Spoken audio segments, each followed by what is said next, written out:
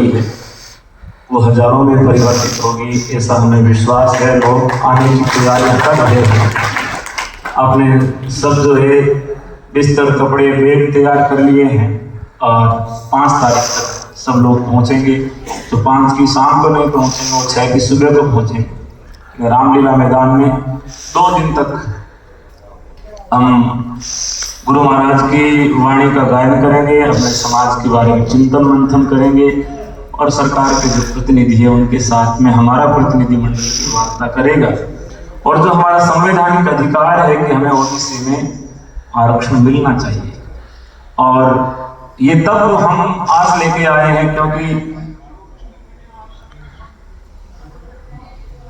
स्वर्गीय अटल बिहारी वाजपेयी जी ने हमें आश्वस्त किया था सीकर में 1998 में, यदि हमारी सरकार आती है तो मेव, जाट और विश्नोइयों को केंद्र में ओबीसी में हम शामिल करेंगे।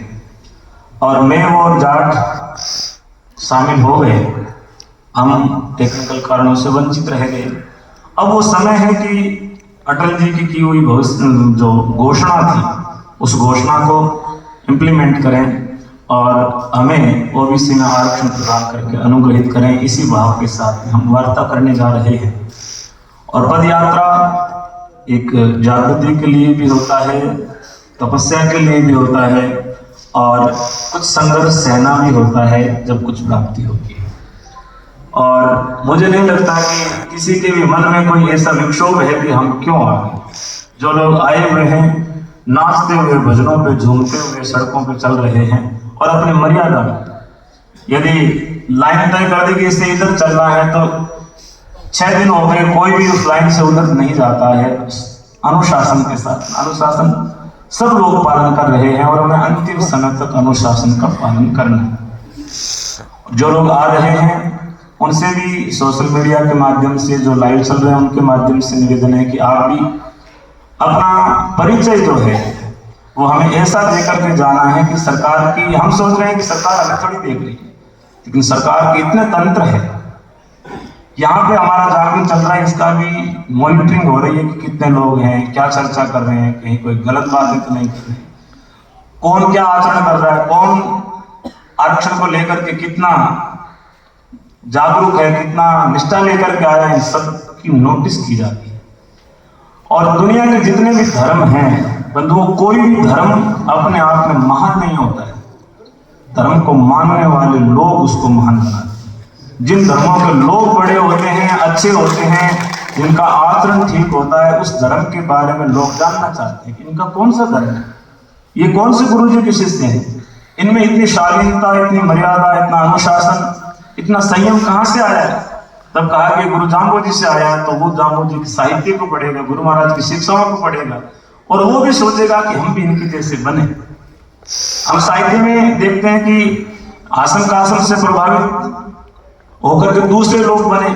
आसम कासम उत्तर प्रदेश से जो विष्णोई आ रहे थे उनको देख करके प्रभावित हुए, इनके जैसा हमें बनना चाहिए और हमारा भी आचरण ऐसा होना चाहिए कि लोग जो हमें देखे वो हमारे जैसा बनना चाहे। यदि वो बनने की चेष्टा करते हैं तो उनकी पॉजिटिव एनर्जी, उनकी सकारात्मक वाइब्रेशन हमें मिलती है, तो हमारा आचरण बड़ा संयमित, बड़ा मर्यादित, और जिस भाव के साथ में हम आए हैं केवल एक ही उद्देश्य है कि हम सरकार तक अपनी बात पहुंचाने आए हैं। हम अपनी बात ठीक से कह पाएंगे और वाजिब तरीके से रख पाएंगे तो सरकारें इसीलिए होती है कि जनता की मांगों को पूरा करें और हमारी मांग भी पूरी होगी। इसी भाव के साथ में हम सब लोग निरंतर रात्रि को बड़ा भक्तिमय वातावरण जागरण रखते हैं और सुबह को यज्ञ करके प्रस्थान करते हैं। दिन भर जो है शुद्ध सात्विक, ना तो कोई बीड़ी है, ना कोई सिगरेट है, ना कोई तंबाकू है, ना कोई थूकना है, ना कोई पॉलीथीन फेंकना है। इतनी बड़ी यात्रा चल रही है, मजाल है कि पीछे कोई पॉलीथीन का टुकड़ा भी कहीं फेंका हुआ मिल जाए। तो यही मैसेज हमें आखिर तक बनाए रखना है अपने ध्यान में। हर व्यक्ति अपनी जिम्मेदारी समझे कि मैं अपने आप में एक समाज की इकाई हूँ।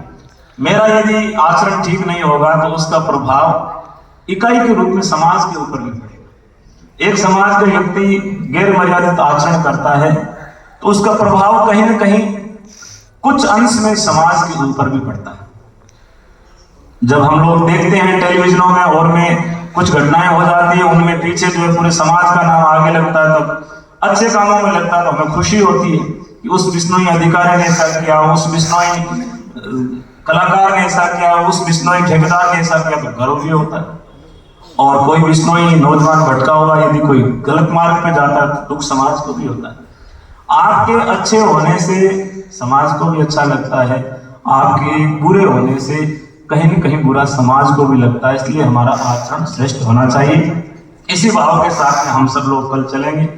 आप जितने लोग आए हैं सब अपने अपने रिश्तेदारों को, अपने अपने भाई बंधुओं को सूचित करें कि बहुत ही अनुशासित ये आंदोलन चल रहा है और इतना शांतिपूर्ण ढंग से